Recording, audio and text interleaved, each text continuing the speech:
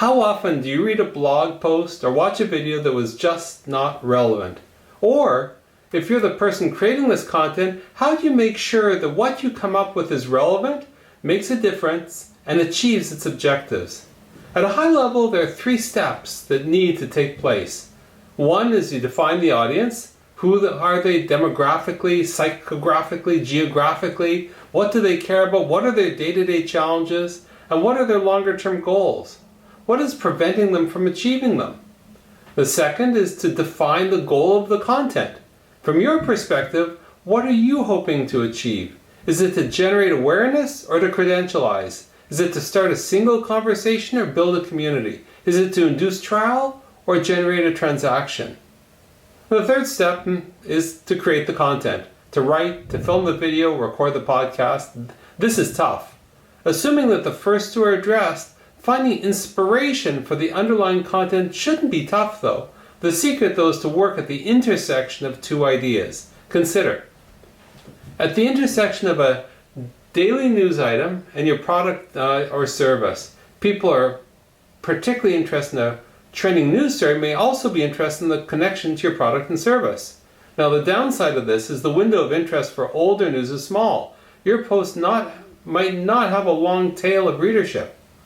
Here's another intersection.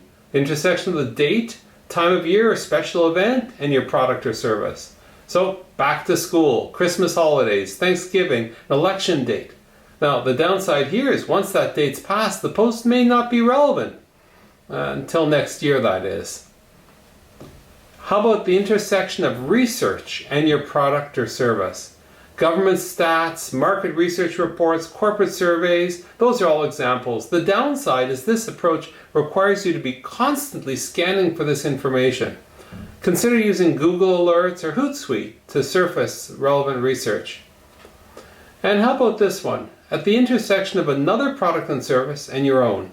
Complementary products, substitute products, precursor products, these are the ones used before your product, postcursor products. Now the downside is that people may associate your product or service with the other one for better or worse.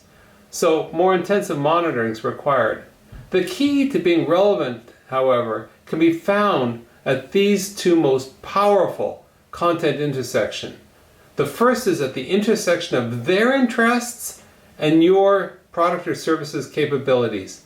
Your answers to the questions in the first step, defining the audience, should offer a rich menu of ideas.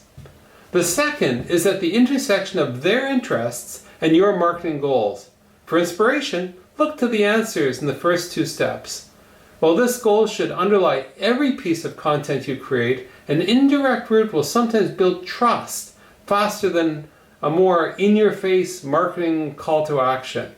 So, here's your challenge.